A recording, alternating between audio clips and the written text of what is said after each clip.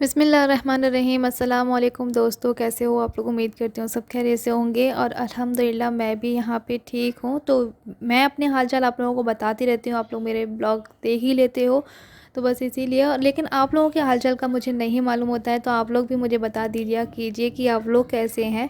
और बस आप लोग कमेंट कर रहे थे कि अभी आपका 2-3 दिन से कोई भी ब्लॉग नहीं आ रहा है, क्योंकि 1 घंटे पहले ही मैंने जब कुछ कमेंट पढ़ा था तो इसमें राहत तारिक जी हैं, उन्होंने कहा था कि बुलबुल अभी आप डेली ब्लॉग क्यों नहीं दे रही हो। तो बस रीज़न यही है रिया कि घर में कुछ छोटे मोटे काम चल रहे हैं, उसकी वजह से मैंने थोड़ा सा वीडियो नहीं दे पा रही हूँ आप लोगों को। और ये बात भी है कि घर के ही ब्लॉग चल रहे हैं मेरे, तो कुछ नया नहीं हो रहा है। तो फिर मैं सोचती हूँ अब डेली डेली आप लोगों को क्या बस यही खाना खाना दिखाऊंगी, तो ये चीज़ भी रहती है, तो आप लोग भी बोर हो जाओगे यही चीज़ देख देख के, क्योंकि मेरे पास कुछ नया नहीं है अभी दिखाने के लिए आप लोगों को। तो बस मैं सोच रही थी कि जब कुछ नया होगा या फिर कुछ भी, अभी क्योंकि अभी मैं भी थोड़ा सा बिजी चल रही थी घर के कामों में, तो इसी वजह से मैंने थोड़ा सा ब्लॉग आप लोगों को नहीं दे पा रही थी, तो उसके लिए सॉरी। और बस यहाँ पे देख लीजिए मछली बन रही है।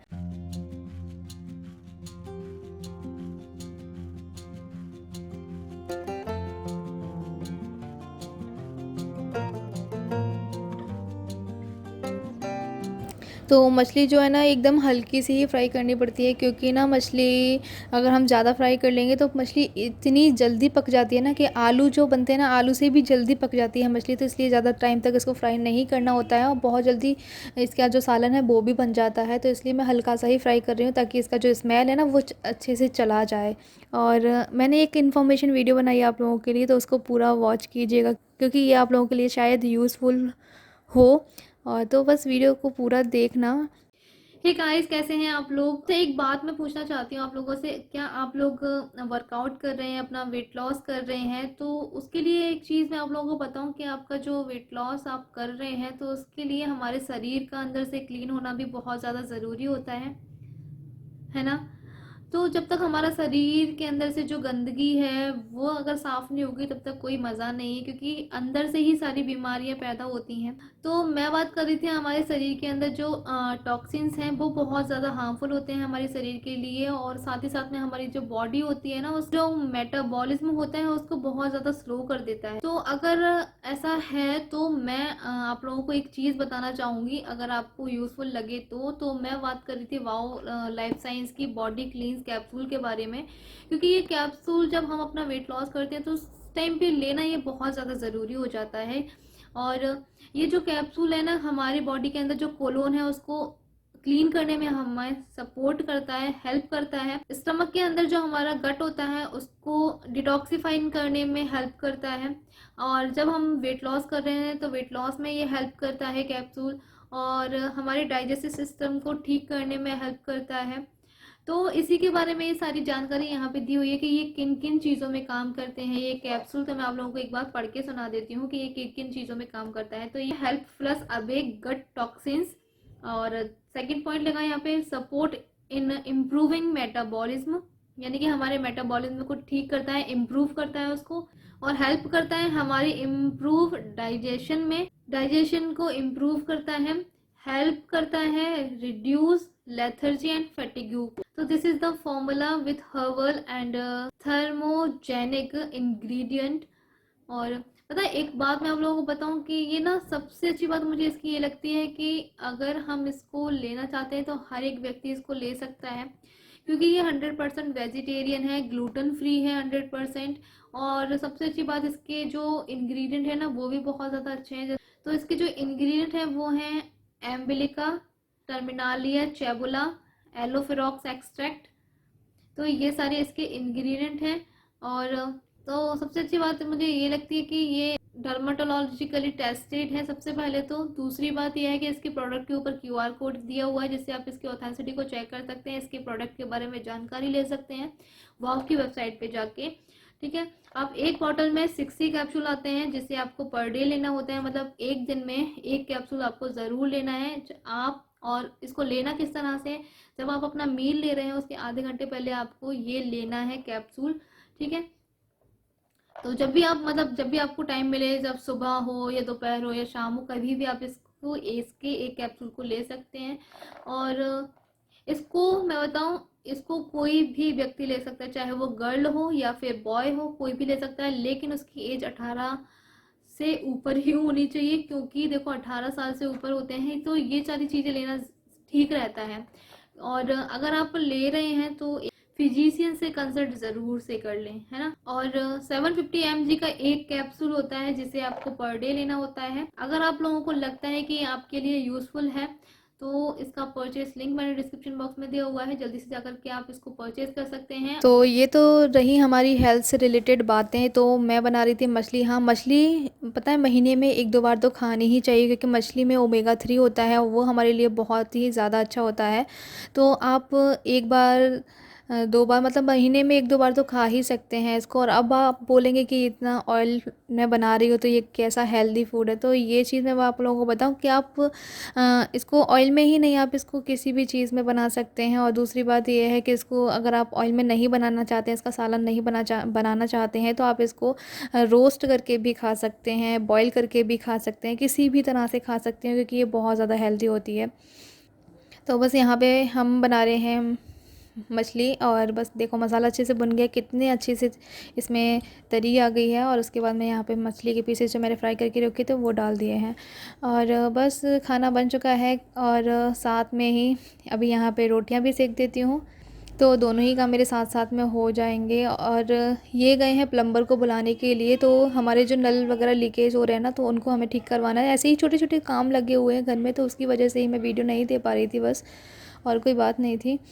तो 3 दिन से हम लोग जो है ना बहुत ही ज़्यादा बिज़ी हो रहे हैं, तो कुछ ना कुछ घर में काम चल ही रहा है, तो उसी की वजह से बस देखो अभी भी ये ना प्लम्बर को बुलाने के लिए ही गए हैं। जो हमारे सारे नल जो है ना वो बहुत ज़्यादा लीक हो रहे हैं, उसमें से पानी निकल रहा है, तो पानी भी वेस्ट हो जाता है। वैसे भी यहाँ सिपरी में पानी की थोड़ी सी प्रॉब्लम है, तो उसी वजह से ना ठीक करवाने पड़ रहे हैं। ज़्यादा पानी निकलना भी नल से सही बात नहीं होती है, कहते हैं ना कि पानी ज़्यादा बहाना नहीं चाहिए। हमारी बातों बातों में मछली भी तैयार हो गई है, ये देख लीजिए मछली का फाइनल लुक।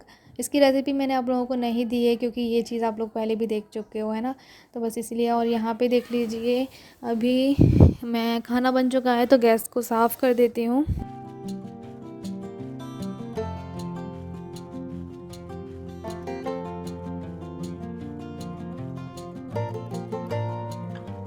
और हाँ, एक बात मैं आप लोगों को बताऊँ कि आप लोगों के लिए मतलब खुशी की बात है या नहीं, लेकिन मेरे लिए बहुत ज़्यादा खुशी की बात है कि हम लोग जा रहे हैं एक शादी में। मेरी कज़न सिस्टर की शादी है, आप लोगों को मैंने पहले भी बताया था। वैसे भाई की भी शादी थी मतलब, लेकिन मैं उस टाइम पे नहीं गई। और मतलब एक भाई और एक बहन की शादी है, मेरी ही ख़ास चाचा हैं, उनके उनके बच्चों की शादी है। तो भाई की शादी तो हो गई है, बारात भी चली गई थी और मैं नहीं गई, सारे प्रोग्राम हो गए। लेकिन अब बारी आती है मतलब लड़की की शादी की, तो वो जो मेरे चाचा हैं वो गांव में रहते हैं वैसे, लेकिन वो शादी मुरैना से ही कर रहे हैं, तो मुझे जाना वहाँ पे ज़्यादा ज़रूरी है। वैसे मुझे गांव जाना था, हल्दी प्रोग्राम, मेहंदी प्रोग्राम वगैरह सभी कुछ अटेंड करने थे, लेकिन मैं नहीं गई, क्योंकि फिर यहाँ पे सीमाबाजी वगैरह थी तो उनको अच्छा नहीं लगता, इसी वजह से। फिर अब जो है ना मैं सिर्फ यहाँ मुरैना में ही अटेंड कर लूँगी उनकी शादी। तो सिर्फ मैं 2 दिन के लिए ही जा रही हूँ मुरैना। तो बस मुरैना अगर मैं जाऊँगी ना तो एक और काम भी है मुझे वहाँ पे, इसलिए मैं जा रही हूँ। तो हम जा रहे हैं जैकी भाई के लिए लड़की देखने के लिए, क्योंकि देखो अभी से अगर हम देखेंगे ना तो ही जाके जब शादी होती है तभी अच्छी लड़की मिलेगी। जैसे मेरी भाभी हैं वैसे ही हम लोग देखना चाहते हैं, तो बस इसलिए इंशाल्लाह उनको भी अच्छी लड़की मिल जाएगी, और बस जो है कि मम्मी पापा फ़र्ज़ से अदा हो जाएंगे। शादी वगैरह में जब जाते हैं तो ही रिश्ते वगैरह दिखाई देते हैं, मतलब लड़का लड़की एक दूसरे को देख लें, यही चीज़ होती है। वैसे घर पे कौन जाता है, बहुत ही मतलब ऐसा होता है कि जब शादी वगैरह होती है तभी जाके मतलब रिश्तों की बात होती है। तो बस इसीलिए ये बात भी है। और यहाँ पे देख लीजिए प्लम्बर भैया आ चुके हैं, तो ये हमारे जो टैप थे ना वो ठीक कर रहे हैं। और हम लोगों ने ना बहुत सारे जो टैप थे ना हमारे, वो हम लोगों ने बंद करवाए, क्योंकि ना बिना मतलब के लगे हुए थे वो, और बहुत ज़्यादा लीक भी होते थे, तो उसमें से पानी गिरता था, तो वो सही बात नहीं लगती थी हम लोग को। बस इसीलिए यहाँ जो हमारे सारे घर में नल लगे हुए हैं ना, उन्हीं सबको हमने ठीक करवाया, और कुछ नल को हमने बंद भी करवाया है।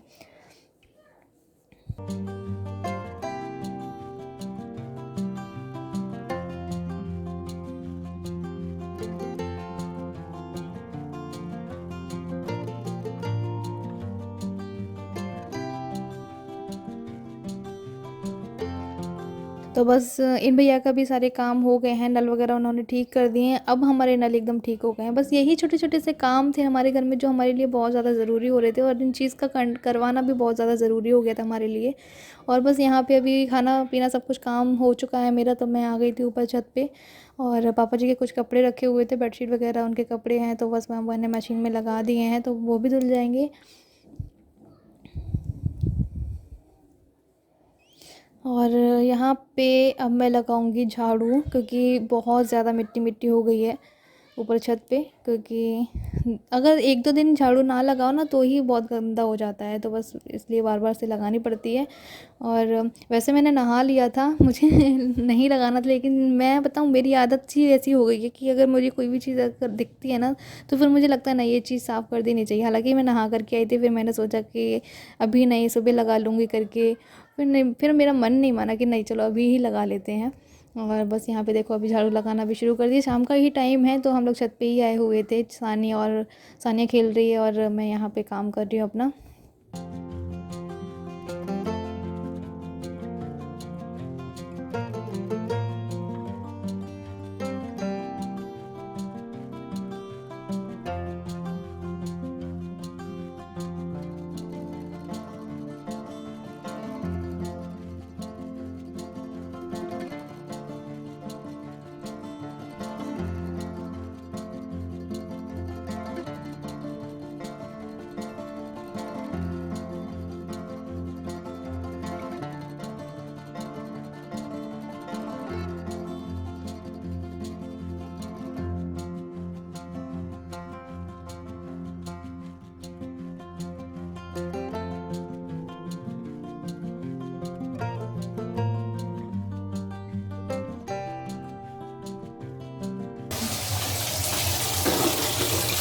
पानी भर गया है इसमें, अब डाल देते हैं सूप।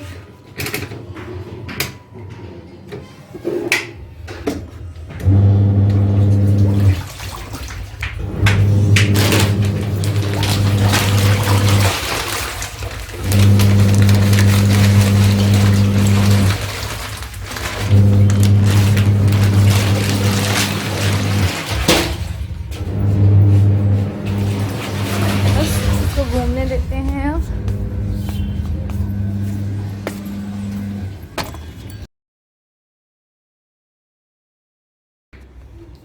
ये देखो शाम का नज़ारा हमारी छत का। धूप जा चुकी है, सूरज छिपने लगा है, और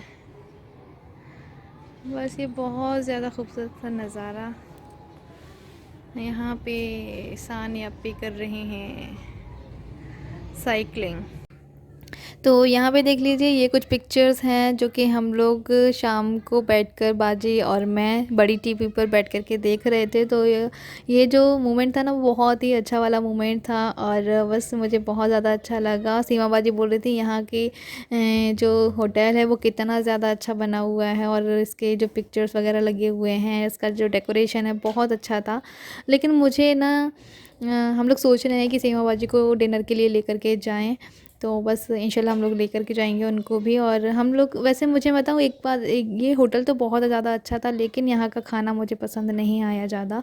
तो हम लोग सोच रहे हैं कि कोई होटल, उनसे सीमा बाजी से खुद ही पूछ लेंगे हम लोग कि इस वाले होटल में जाना चाहती हैं या कोई ढाबे पे जाना चाहती हैं। अच्छा, मैं सोच रही हूँ, मैंने पता है कभी ढाबे पे खाना नहीं खाया, और सीमा बाजी से भी इस चीज़ के लिए राय लेंगे हम लोग। ऐसा हम लोग सिर्फ डिसाइड नहीं करेंगे, सीमा बाजी से ही डिसाइड करवाएंगे कि वो कहाँ जाना चाहती हैं।